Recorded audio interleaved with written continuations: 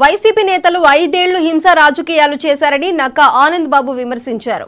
ఎన్నికల రోజు ఆ తర్వాత జగన్ తన నేర ప్రవృత్తిని బయటపెట్టాడని మండిపడ్డారు. వాళ్ళ పని అయిపోయిందని స్పష్టంగా కనపడతా ఉంది.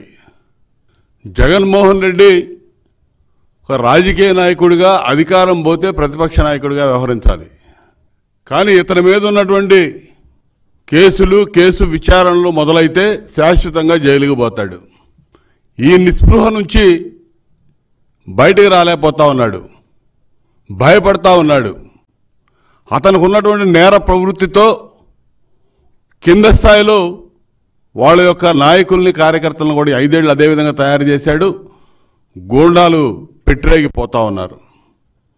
ఈరోజు ఎన్నికల రోజు కానీ ఎన్నికల తదనంతరం నిన్న ఈరోజు జరుగుతున్నటువంటి దాడులు, తెలుగుదేశం పార్టీ గ్రామాలు ఏవైతే అత్యధికంగా పోలైనవి అని చెప్పి వాళ్ళ దృష్టిలో ఉన్నటువంటి గ్రామాలు గట్టిగా పనిచేసినటువంటి కార్యకర్తల్ని నాయకుల్ని టార్గెట్ చేసి ఈ దాడులు చేస్తున్నారు.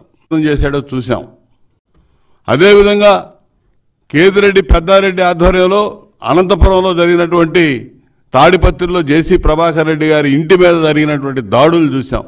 అనేక దాడులు, ఇవన్నీ కూడా మీడియా ముఖంగా మనకు అందినాయి. కానీ గ్రామాల్లో పట్టణాల్లో అనేక ప్రాంతాల్లో ఇవన్నీ జరుగుతూ ఉన్నాయి. ప్రజాస్వామ్యాన్ని ఎన్నికల్లో ఖూనీ చేసి హింసా రాజకీయాలకు పాల్పడ్డాడు. ఈ ఎన్నికల్లో కనీ ఎరుగని రీతిలో రాష్ట్ర వ్యాప్తంగా కూడా మోహదాడులు చేశారు వీళ్ళు.